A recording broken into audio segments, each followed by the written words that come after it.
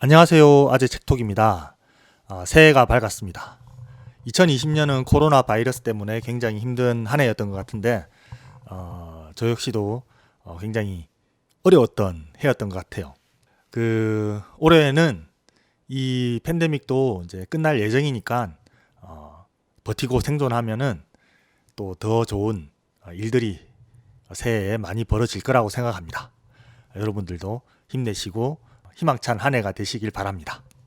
오늘부터는 막스 베버의 프로테스탄트 윤리와 자본주의 정신이라는 책으로 이야기를 진행해 볼까 합니다.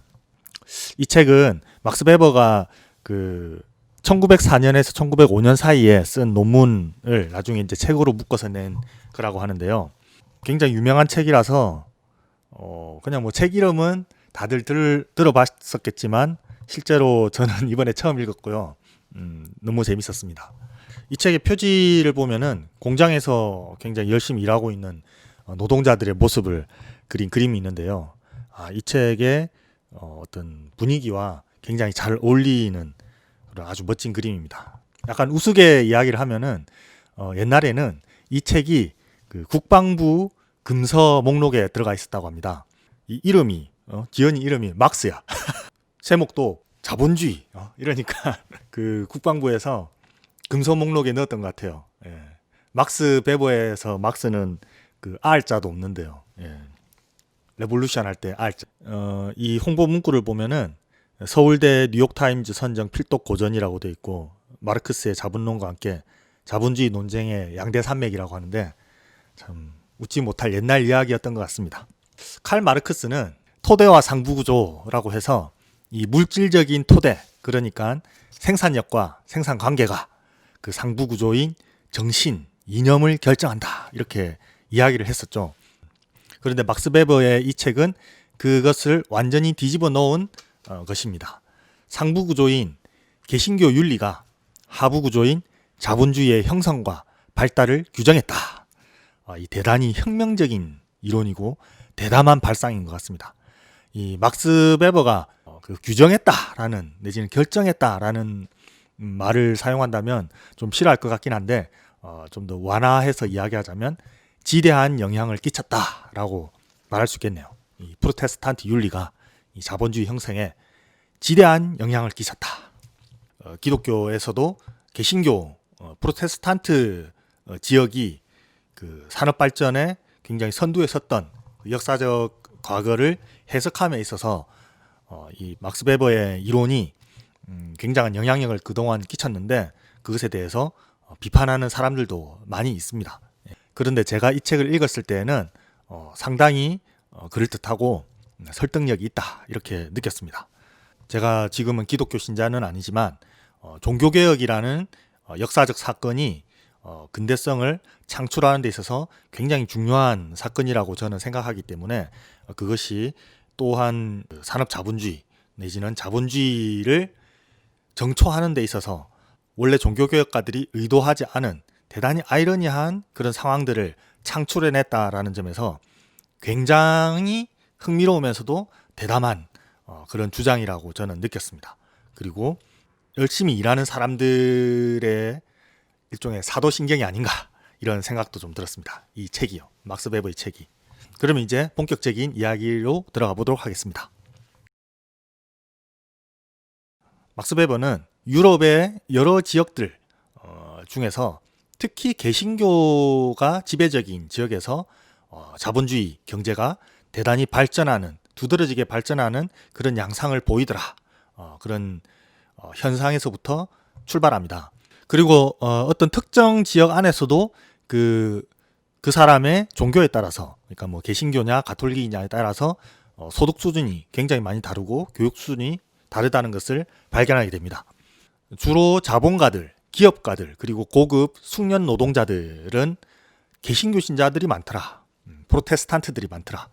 그리고 기술이나 상업 분야에서 전문적인 훈련을 받고 근대적 기업에 근무하는 직원들 대부분은 개신교도 경향이 있었다라는 것입니다. 그리고 이제 독일의 바덴이라는 지역에서 이 바덴이 독일의 서남부에 있는데 이곳에 1895년에 세금 납부 현황을 살펴보면 이 개신교는 1000명당 95만 4,060마르크를 세금으로 납부를 했는데 가톨릭교도는 58만 9천 마르크를 납부했다. 개신교가 가톨릭보다 거의 2배에 가까운 세금을 납부하고 있는 것이죠. 그리고 유대인은 400만 마르크를 납부했다. 유대인이 가장 소득 수준이 높았다는 것을 알 수 있습니다. 부모가 가톨릭 교도냐 개신교도냐 프로테스탄트냐에 따라서 자녀들이 받는 고등교육 수준이 달랐다. 그 고등교육의 종류가 달랐다. 그 개신교도나 유대인들이 훨씬 더 그 학력이 높은 경향이 많았다는 거죠. 그리고 이 수공업의 도제들, 그 숙련된 도제들 중에서 가톨릭 교도들은 그 수공업에서 그대로 머물러 있는 그런 경향이 강했는데, 그러니까 그냥 이제 도제에서 장인이 됐다는 거죠. 그런데 개신교도들은 상당수가 대규모 공장으로 들어가서 숙련 노동자의 간부층을 형성하거나 그 관리자층을 형성하는 경향이 있었다. 이렇게 밝히고 있습니다. 그렇다면 어째서 이런 현상이 나타나느냐? 우선 이런 가설이 있을 수 있겠죠. 개신교도들이 전체 인구에서 아주 소수였기 때문에, 그러니까 사회적 소수자였기 때문에 더욱 경제 활동에 몰두했고 더 부유했던 것은 아닐까. 예를 들어서 유대인들은 기독교 유럽에서 종교적 박해와 차별을 당했죠. 이 박해와 차별 때문에 유대인들은 정상적인 직업을 가질 수 없었고, 그래서 이제 고리대금업 같은 불명예스러운 업종에 종사했었는데, 그게 오히려 이 사람들을 부유하게 만들었고 경제적으로 우월한 지위를 획득하게 했다는 그런 이야기들처럼요. 그런데 베버가 관찰하기로는 이 개신교도들은 지배 계층이었을 때든 비지배 계층이었을 때든 상관없이 경제적 합리주의를 지향하는 경향을 보여주었다라는 것입니다. 이 사회적으로 다수 집단으로 있을 때도 그랬고 소수 집단으로 있을 때도 그랬다. 그런데 이제 가톨릭 교도들은 한결같이 그런 성향을 보여주지 않았다. 그러니까 개신교도들이 더 자본주의적이었던 것은 이러저러한 사회적 상황 때문이 아니라 얘네들의 어떤 종교적 특질에 그 이유가 있는 것 같다는 것입니다. 그렇다면 또 다른 방식으로 설명할 수 있지는 않을까? 프로테스탄트들은 더 현세적이고 세속적이고 물질주의적이었던 그런 경향이 있어서 가톨릭 교도들에 비해서 그랬던 것이 아닐까? 반대로 가톨릭 교도들은 더 내세적이고 물질적인 것을 탐닉하지 않는 그런 더 종교적인 사람들이라서 그런 것이 아닐까? 그런데 전혀 그렇지 않았어요. 개신교도들도 엄청나게 내세적이었다고 합니다. 종교개혁 이후에 그 개신교가 지배한 곳은 16세기에 제네바와 스코틀랜드, 그리고 16세기 말 17세기 초에 네덜란드, 그리고 17세기에 영국, 그리고 영국의 식민지였던 뉴잉글랜드, 지금의 미국이죠. 이런 곳들이었습니다.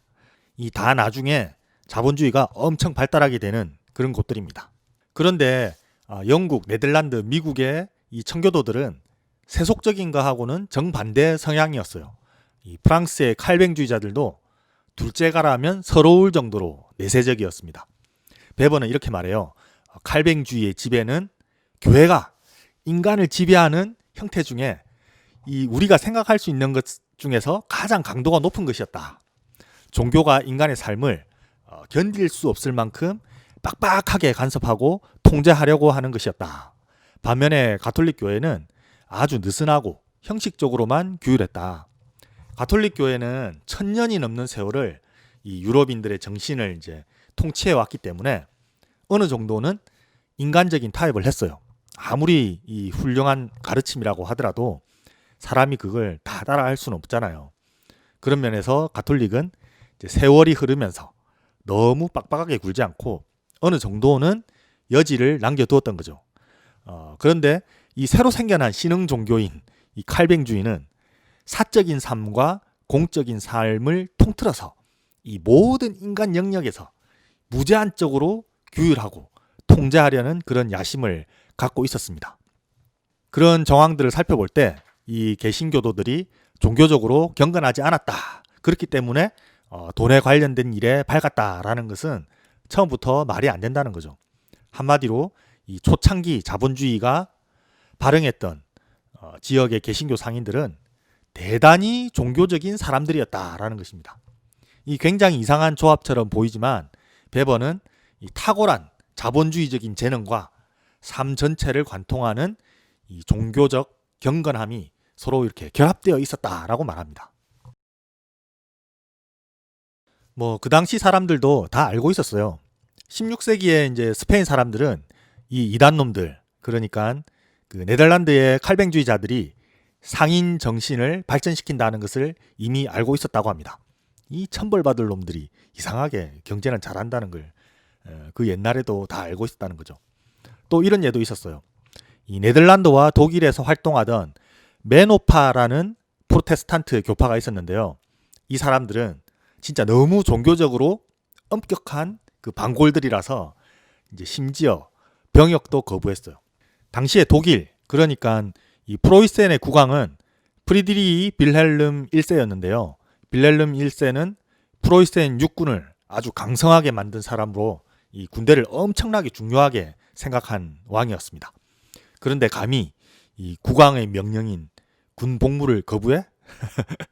다른 집단 같으면 난리가 났겠지만 메노파들만큼은 왕이 예외적으로 관용했다고 합니다.